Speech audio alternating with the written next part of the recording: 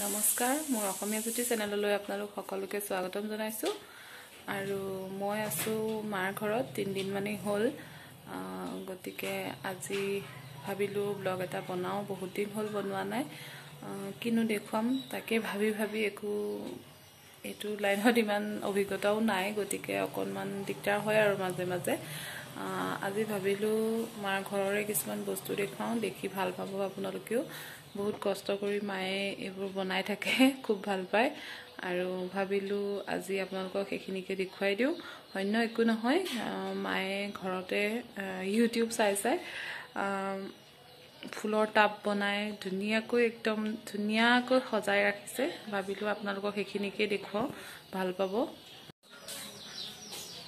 খালে আহি আছো আৰু এইয়া ধৰিব পাৰিছেনে অলপ আন্ধাৰ হৈ আছে কাৰণে চাগে ধৰিব পৰা নাই মোৰ মুখখন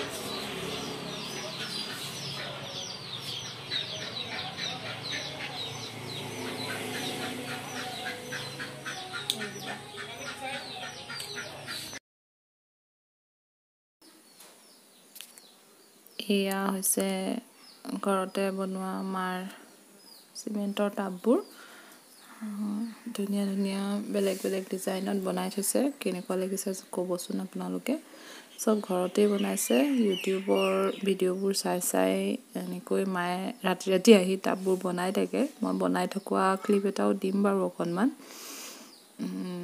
বহুত কিবা লগাই থৈছে মই ইমান নাম নাজানো বাৰু এইটো জাহাজী কলৰ পুলি এটাও লগাইছে ডাঙৰ হলে কেনেকুৱা হয় এদিন দেখুৱাম বাৰু পাছত আৰু এয়া কিবা বনসাইও লগাই থৈছে ইন্দ্ৰমালতী আছে আৰু কিবা মানি প্লান্ট আছে ইমান নাজানো মই নামবোৰ ইমান ফুলৰ কিন্তু দেখি খুব ভাল লাগে খুব মনটো ভাল লাগে ফুলবোৰ দেখিলে ৰাতিপুৱা হোৱাৰ পৰা উঠি মই ইমান এইবিলাকত লাগি থাকিব নোৱাৰো কিন্তু মাৰ বহুত চখ গতিকে মায়ে এইবোৰ কৰি থাকে আৰু ধনিয়াও লগাইছে এনেকৈ টাবতে এইফালে আছে ধনিয়া এইয়া দেখিছেনে এইয়া এখন প্লেট বনাই লৈছে সিমেন্টৰে আৰু তাত ধনিয়া ৰুইছে ধুনিয়াকৈ হৈছে ধনিয়াখিনি আমি ইয়াৰ পৰা একেদিন খুব তুলি খাই আছো আৰু এয়া ওচৰৰ পৰা দেখুৱাইছো এইখিনি ধনিয়া দেখিছে ইমান ধুনিয়াকৈ হৈছে আৰু এইফালে আৰু কিবা ফুল আছে নামবিলাক কিন্তু একেবাৰে নাজানো এটাৰো গতিকে খালি দেখুৱাইছো হে আপোনালোকক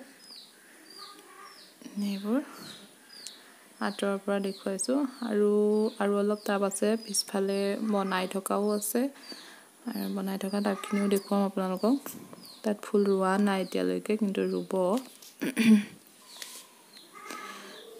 এটো আঁতৰৰ পৰা দেখুৱাইছো এবাৰ দেখি কিন্তু জায়গাখিনিত বৰ ভাল লাগে থাকিও আৰু এয়া হৈছে কেইটামান টাব বনাই আছে কালাৰ কৰি থৈছে এইবোৰ ধুনিয়াকৈ বনাই ৰাখিছে জায়গাবোৰ কিন্তু বহুত লেতেৰা হৈ আছে আৰু কাৰণ পিছফালৰ জায়গা বনাই থকা জায়গা টাব বনালে নিউ সিমেন্টৰ কামবোৰ কৰিলে লেতেৰা হয় জায়গাবোৰ আৰু এইবিলাক কিবা পুলি লগাই থৈছে আৰু নাম হলে নাজানো গিলাচতো লগাই থৈছে আৰু এইটো হয়তো চাগে নাৰ্জী ফুলৰ পুলি আৰু এইফালে এটা টাবত ডাঙৰকৈ এটা টাবত পান এজোপা লগাই থৈছে পানজোপাও বৰ ধুনীয়া হৈছে এইজোপা পান এইটো কিবা কণীৰ প্লেটবোৰেদি বনাইছিলে এইটো ধুনীয়া হৈছে টাবটো আৰু পানজোপাও ধুনীয়াকৈ লাগিছে এইফালে এইকেইটাৰো মই নাম নাজানো কিন্তু টাবকেইটা ধুনীয়া লাগিছে দেখি পগাচিকা বস্তু ঢেৰ দেখিছে চাগে বেয়া নাপাব আৰু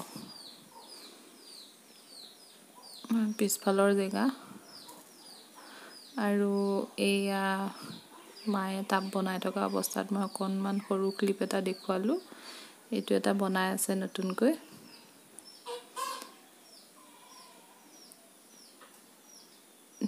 সিমেন্টটো গুলি লৈ পেলাই এইদৰে দি লৈছে প্ৰথমে গোটেইটো দেখুওৱা নাই কাৰণ ভিডিঅ'টো বহুত দীঘল হৈ যাব কিন্তু অলপ দেখুৱালো আৰু ৰাতি আহি ইয়াকে কৰি থাকে আৰু এয়া চিমেণ্টৰ মছলাটো লগাই আছে। এনেকৈ সময়বোৰ কটাই থাকে। ময়ো পিছে বেয়া নাপাওঁ, কাৰণ মানুহ ব্যস্ত হৈ থাকিলে মনবোৰ বহুত ভাল লাগি থাকে।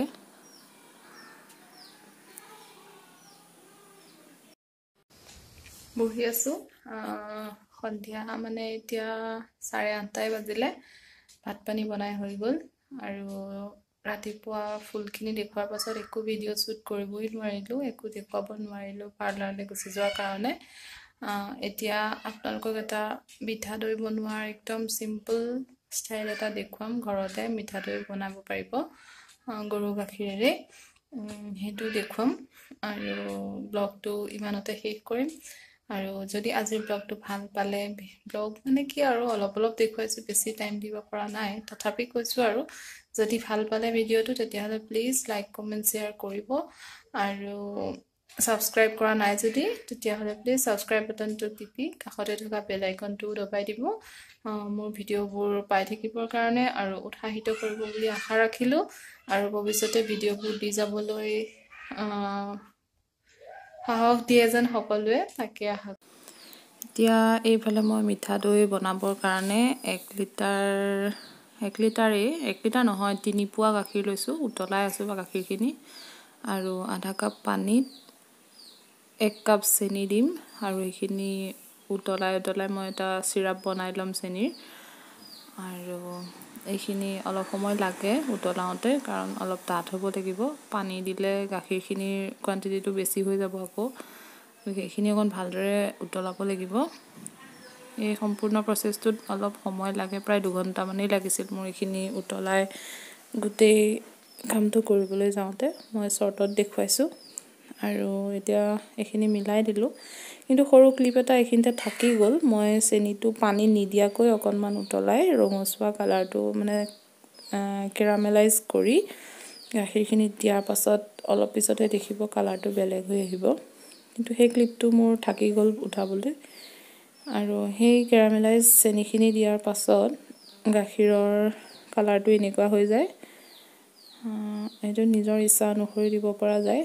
সেইখিনি উতলাই পূৰা যিমানখিনি দিছোঁ তাৰ আধা হোৱাৰ পাছত মই সেইখিনি নমাই দিলোঁ ঠাণ্ডা হ'বৰ কাৰণে।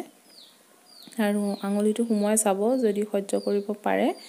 তেনেকুৱাখিনি সময়তে 3 চামুচমান ডাঙৰ চামুচৰ দৈ দিছোঁ মই, আৰু এইখিনি ভালদৰে ফেটি পেলাম এতিয়া। এইখিনি